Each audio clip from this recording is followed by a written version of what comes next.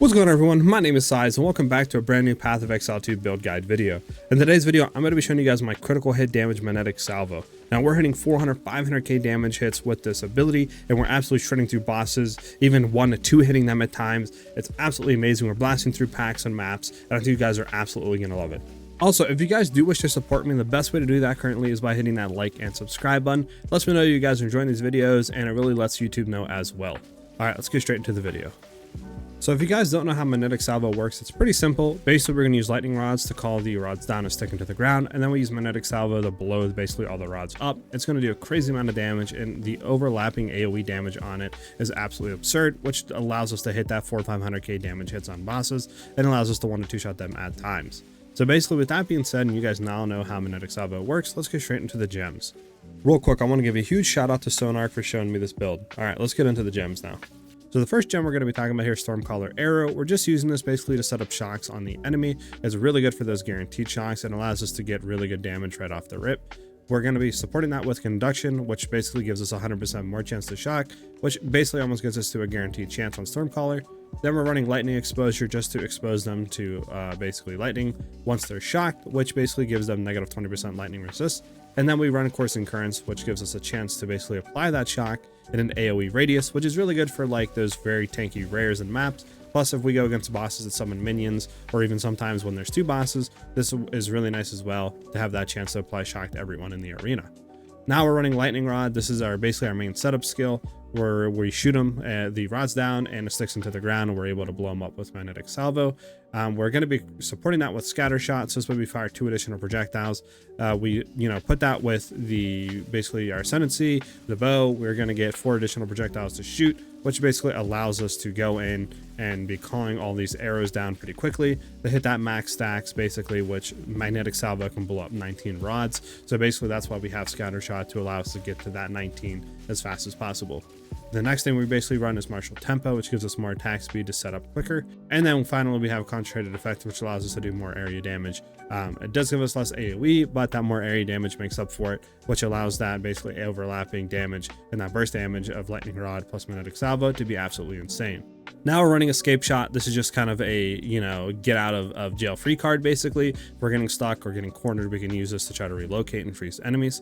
We're going to be running Holy Descent with it, which creates Consecrated Ground, which basically just heals us once we land. It just creates an AoE basically heal on the ground if we stand in it. Then we're running Frost Nexus to basically create Chill Ground when we freeze an enemy. It's really nice because it's basically almost a guaranteed freeze. And then we're running Cold Pen to basically penetrate that cold to do more damage and allow us to have a better chance of applying freeze to apply Frost Nexus. Next, we're running Magnetic Salvo. This is the bread and butter of the build and how we get those crazy DPS numbers, and this skill is just absolutely amazing. We're supporting that with Inevitable Critical, since we are running a crit damage version of it. This basically allows us to get more crit chance, specifically 25% for each second, up to 100% more crit chance. And then we keep all that until we do a crit, and then it loses it and it restarts.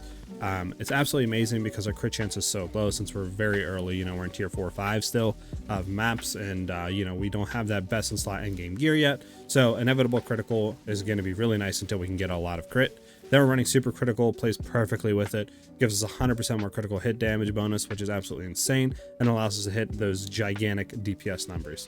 Then we're running Hefty for more maximum physical damage because we're running a physical damage bow. Currently, Tri-LE bows are not better than physical damage, at least not the ones that I've crafted and seen on the market. Maybe later on, once we can really get into the deterministic crafting and really get stuff set up, it will be better, but for the current time being, physical damage bows are just so much better. Then we're running Freezing Salvo. This just gives us a way to apply chill plus freeze enemies, and it's a really good damage source as well if we need to use it.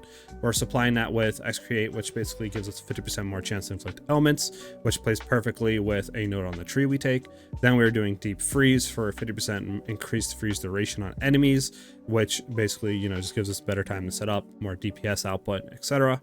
And then Magnified Effect for that more AoE area of effect on Freezing Salvo. Then we get into our reservations, running Herald of Ice. This just gives us better clear, explode the pack sometimes, and it just gives our damaging skills a bit more damage as well.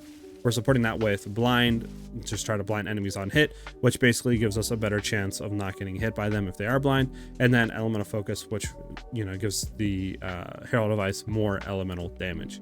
Then we're running Herald of Thunder. This is really good and plays a good synergy on our Magnetic Salvo when we're clearing. It just allows it basically when we kill enemies, our next attacks will cause lightning bolts down, which is just more lightning damage. And since we're stacking lightning pen and damage, it just plays perfectly with it.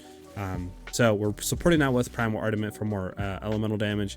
Then we do Lightning Pen for more lightning penetration on the skill. And then we finally run an Nerve 8. Basically, this gives us 35% of damage as lightning damage for 3 seconds on killing a shocked enemy, which we're pretty much always doing, so it's just a nice bonus on top. Then we're running Wind Dancer. This is like our defense skill, basically. Gives us more evasion rating per stage, specifically 17%. And we can have 3 stages, so that's just more evasion rating. And since our only defense layer as a ranger basically is dodging, this is absolutely a must skill to have. Plus, it basically does an AoE push when we're at max stages if we get hit with a melee attack, which is really nice to get people out of our faces if we do get in like a corner or get body blocked by mobs. Then we're running Precision with it just to give us more accuracy rating. And then we have Pin. So if we do push him with Wind Dancer, we'll actually go ahead and pin them as well, which gives us more time to relocate. Then we're just running Volatile Mark. This just gives our shocks 50% increased effect, and we get more chance to shock an enemy. It's just good to throw it on a boss, and then, you know, have more chance to shock them and all that other stuff. And then we just run Persistence with it to just give them more skill effect duration. And that basically covers up what we're running for gems and all of our links. Now really quickly for gear, it's pretty simple. Like I said, we're running a Fizz damage bow. This one's decent, it's not the best, but you want to just look for increased Fizz damage, attack speed on the bow. That's the 2 most important stats. From there, you want to try to get like added Fizz damage, try to get increased crit chance on it, because since we're, like I said, running a crit damage version of Magnetic Salvo, we want to have the highest critical hit chance possible for the skill. So going crit chance, increased Fizz and added Fizz, and then attack speed on your bow is going to be really good, as long as you can get decent modifier rolls for those stats. But that's basically what you want to look for in a bow. For a quiver, on the other hand, you want to do a prime quiver. That's going to give you the implicit for attack speed, and then you want to try to get added attack speed, and then increased damage with bow skills on it. And if you can get like critical hit damage bonus, crit chance, added Fizz damage to attacks, projectile speed, any of those stats will be really, really good as well. As for the rest of our gear, I'm basically just running max life and reses to try to cap on those reses for right now, since, you know, we don't really have too much play in what we can get or craft currently, since I'm still in the early stages. But like I said, this build is absolutely amazing and shredding through the end game that I have to go ahead and show you guys this build, because man, we are hitting insane DPS numbers for the little investment that I actually have into the build itself.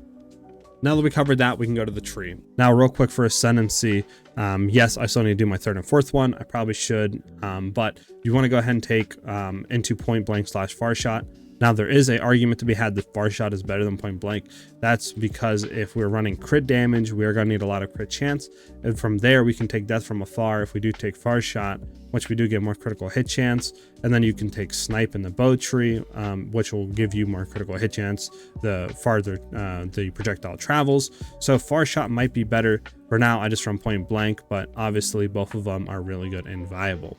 From there, you would go ahead and take Gathering Winds, and then for your 3rd Ascendancy, you would take Endless Munitions for that extra projectile, and then 4th one, you probably would run like Wind Ward just to have less damage taken per tailwind, and that would probably be your 4th Ascendancy setup. Now, as for the tree, we're basically just taking projectile nodes at the beginning to get to Blur. This is really nice for that evasion and move speed, and then we're going to go down this tree, and the quiver nodes here, I would not take until you have a decent quiver. Once you have a decent quiver, these are absolutely amazing to have, because it basically doubles what your quiver gives you basically. So it's really good, but you have to have a decent quiver to take these. Then we're just going to travel up against Surging Currents. This gives our damage more pen against lightning and lightning resist, and then we're going to grab Harness the Elements since we're right here, which just gives us more damage for each elemental type on an enemy. So we're already inflicting basically chill, since we can just Freezing Salvo as soon as we get in. We're already inflicting shock, so that's 30% more damage. And then if you have some way to inflict ignite, that would be another 15%. But for now, we just inflict chill and shock. From here, I pathed up to go ahead and take Falcon Technique, which just gives us more attack speed. And since we already have a lot of dex, it's just a lot more attack speed. And then I was running into some mana issues, so I went ahead and grabbed mental toughness to go ahead and alleviate some of those issues with mana. And that was kind of the main thing there, the reason why I took it. But if you guys are finding another way to actually counteract that, you can take these points out and put them elsewhere. From here, I basically went down and took stand and deliver, but like I said, it might be better to take death from afar. But whatever you guys are feeling, obviously take the corresponding ones if you want to do far shot or point blank. But both of these are still really good to have. From there, I traveled down and grabbed Frazzle. This gives more magnitude of shock, and we have just more magnitude of shock leading up to it, so it's really good. From over here, just more attack damage, move speed, and chance to maim, which is nice, which just maiming just basically reduces their move speed and chance to hit you, plus more attack damage is always a good bonus. From there, I would actually go ahead and take acceleration just because it gives you more skill speed, which allows us to, you know, shoot quicker, move, or set up skills, or whatever the case may be. Absolutely amazing. Plus, that 3% move speed isn't insane, but it's something added on top, so why not? From there, I would path up and take electrocution. Basically, just gives us 20% more damage against enemies that are electrocuted, and then the build up to it basically is just more increased electrocute build up. So it's a really good node here to take. Since we are doing a crit damage, we are going to be taking this whole crit cluster basically, besides this one right here. So struck through, heartbreaking, and heartstopper. This just gives us more critical hit chance, more critical hit damage, and attacks have 1% more to critical hit chance, which is absolutely amazing. So this whole node is really nice for us. And then since we're here, we might as well path up and take Coming Calamity, which will give us 50% more cold and lightning since we have Herald of Thunder and Ice activated, which is really nice as well. From there, you would go ahead and come over and path down to basically Exploit, which gives us increased damage with hits against enemies inflicted by elemental ailments. And since we always have shock, to just 25% more damage for free. Then we would path down and we would take Emboldened Avatar and Forces of Nature to give us even more damage and penetrate against elemental reses. Gives us more electrocute and shock build up basically. And then once we would have more points, we would actually go to Lightning Rod. So we would take Flash Storm, go down in a Lightning Rod. Lightning Rod basically makes our non-crits lucky, which makes them roll twice. So if we hit an enemy, the game rolls to see what your min and max damage and all that would be doing. Basically, it just makes it to where it rolls again and gives you a better hit and more damage. So it's just really nice to have. And then Flash Storm would be more penetration against lightning resist, so it's even more free damage. And then obviously once we get later into the higher levels, I would go through and you know, be changing the tree up a little bit, taking less crit stuff, more crit damage, etc. But for right now, this is how I would have the tree set up, and that should be about a level 75 or so tree that you would have there.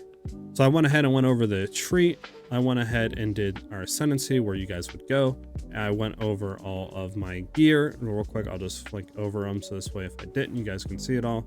And then from there, I went ahead and went over all the gems. So the build is absolutely amazing. I'm in love with it right now. We're doing a lot of damage. We're blasting through maps. We're absolutely destroying bosses. And again, a huge thank you to Sonar for actually setting up and telling me about this build. I've been having an absolute blast while playing it. I think you guys will too. Obviously, if you have any questions throughout the video, and if you guys made it this far to the video, thank you guys for watching it and really helping me out.